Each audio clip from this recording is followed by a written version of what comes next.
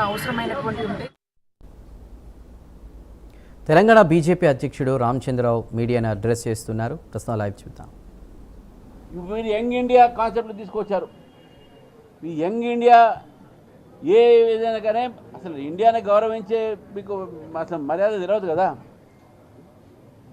ఈ యొక్క విద్యా వ్యవస్థని ఈరోజు తెలంగాణలో బస్సు పట్టిపోయింది. ప్రైవేటీకరణ చేసే ప్రయత్నం పాలిటెక్నిక్ గవర్నమెంట్ పాలిటెక్నిక్ కూడా ప్రైవేటీకరణ చేసి ఈరోజు గవర్నమెంట్ కాలేజెస్ ఉన్నటువంటి ఏవైతే కాలేజెస్ ఉన్నాయో పాలిటెక్నిక్ కాలేజెస్ ప్రైమ్ ల్యాండ్స్ ఉన్నాయి. ఇది మసబ్ ట్యాంక్ అయితే ఏంది, ఇటు పాలిటెక్నిక్లో ఉన్నటువంటి ఈ మన రామంతపూర్ అయితే ఏంది, ఇటు మహబూబ్ నగర్ పాలిటెక్నిక్ అయితే ఏంది, నల్గొండ పాలిటెక్నిక్ ఇవన్నీ ప్రభుత్వ భూములు. మొత్తానికి పాలిటెక్నిక్ కోర్సు ఎత్తేసి ఈ ఎడ్యుకేషనల్ సంబంధించినటువంటి భూములు కూడా ప్రభుత్వం రియల్ ఎస్టేట్కు లేకుంటే ఒక ప్రైవేట్ దానికి ధారావతం చేయడానికి ఇవన్నీ కూడా స్కీమ్స్ వీళ్ళు చేస్తూ ఉన్నారు. విద్యార్థుల భవిష్యత్తు కోసం స్కీమ్ చేయట్లేదు. చివరికి విశ్వవిద్యాలయాల భూములు కూడా మింగటానికి ఈ ప్రభుత్వం ప్రయత్నం చేస్తూ ఉన్నది. చూసాం మనం సెంట్రల్ యూనివర్సిటీలో 100 ఎకరాలు రాత్రి బుల్డోజర్లు పెట్టి చెట్లు, నెమళ్ళు, పావులు అన్నీ ఏది కనబడితే దాని మీద బుల్డోజర్లు పెట్టించి ఈరోజు సెంట్రల్ యూనివర్సిటీ భూమిని ఆక్యుపై చేస్తే సుప్రీంకోర్టు మధ్యన వచ్చింది కాబట్టి ఆగింది. ఈరోజు విశ్వవిద్యాలయాలు ఇక్కడ కూడా ఉస్మానియా విశ్వవిద్యాలయంలో కూడా ఈ యొక్క మొత్తం ఎడ్యుకేషన్ సిస్టమ్ని ఎడ్యుకేషన్ ఇన్స్టిట్యూషన్ని నిర్వీర్యం చేసి ఆ భూముల్ని రియల్ ఎస్టేట్ల కింద పెద్ద బడా వ్యాపారులకు ఇవ్వడానికి ప్రభుత్వం చేస్తున్నటువంటి ఒక ప్రయత్నం ఇది. అందుకే విద్యా వ్యవస్థ మీద ఇంట్రెస్ట్ పెట్టకుండా రియల్ ఎస్టేట్ మీద ఇంట్రెస్ట్ పెడుతున్నది ఈ ప్రభుత్వం ఇది. కాబట్టి విద్యా వ్యవస్థకు వ్యతిరేకంగానే ఈరోజు ఈ పోరాటము.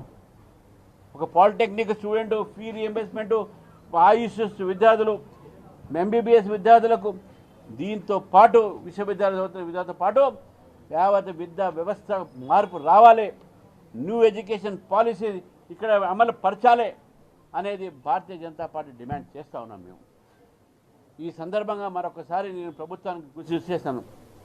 అణిచివేతతోని ఈ ఉద్యమాలు ఆగవు. ఇది ఆరంభమైంది ఉద్యమం, ఇది ఆగే ఉద్యమం కాదు. ఇది విద్యార్థులు ఈరోజు తెలంగాణలో వారి హక్కుల కోసం పోరాడుతున్నారు, వారి హక్కుల కోసం పోరాడతారు. నైతికంగానే మేము సపోర్ట్ చేస్తాం. వాళ్ళ ఒక ఉద్యమంలో మేము రాము లోపలికి. ఎందుకంటే నేను విద్యార్థుల్ని రాజకీయంగా వాడుకునేటటువంటి ఒక కాన్సెప్ట్కి వ్యతిరేకం. విద్యార్థులకు ఉన్న వాళ్ళ శక్తి ఉన్నది. స్టూడెంట్ పవర్ నేషన్స్ పవర్ అని మేము చెప్తూ ఉంటాం. వాళ్ళని మేము పొలిటికల్గా మేము వాడము. కానీ ఒక పొలిటికల్గా నైతికమైనటువంటి సపోర్ట్ వాళ్ళకు ఉంటుంది. విద్యా వ్యవస్థ బాగు చేయాలన్నా విద్యార్థులే చేయాలి. విద్యార్థులు న్యాయపరమైనటువంటి ఒక కోరికలు తీర్చుకోవాలంటే విద్యార్థులే ఫైట్ చేయాలి. ఆ ఫైటింగ్లో భారతీయ జనతా పార్టీ మీతో ఉంటుంది, మీ వెంట ఉంటుందని చెప్పి తెలియజేస్తున్నాను. చివరికి ఒక మాట చెప్తాను రాహుల్ గాంధీ గారికి.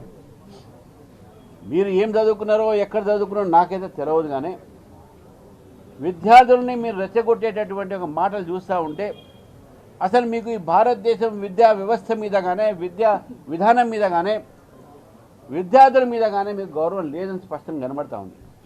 నిజంగా మీకు విద్యార్థుల మీద గౌరవం ఉంటే జార్ఖండ్లో 23 రోజులు విద్యార్థులు అక్కడ హంగర్ స్ట్రైక్ చేస్తే, ప్రాణాలు చేతులు అరచేతిలో పెట్టుకొని నిరహార దీక్ష చేస్తే ఒక్కసారైనా పోయి పలకరించారండి? లేదు. ఏవైతే పేర్లు జంతువుల పేర్లు పెట్టుకుని పురుగుల పేర్లు పెట్టుకొని ఏదో తిరుగుతూ ఉన్నారో వాళ్ళు కూడా ఎవరు మాట్లాడలే. కానీ బీహార్లో రెచ్చగొడతా ఉన్నారు. అది వాస్తవంగా చేసింది కాదు, అది కృత్రిమంగా క్రియేట్ చేసిన ఆర్టిఫిషియల్లీ క్రియేటెడ్ ఎడ్యుకేషన్స్. ఢిల్లీలో కానీ ఈరోజు బీహార్లో కానీ పూనాలో కానీ ఇవన్నీ కూడా artificially created educations. There is no issue for this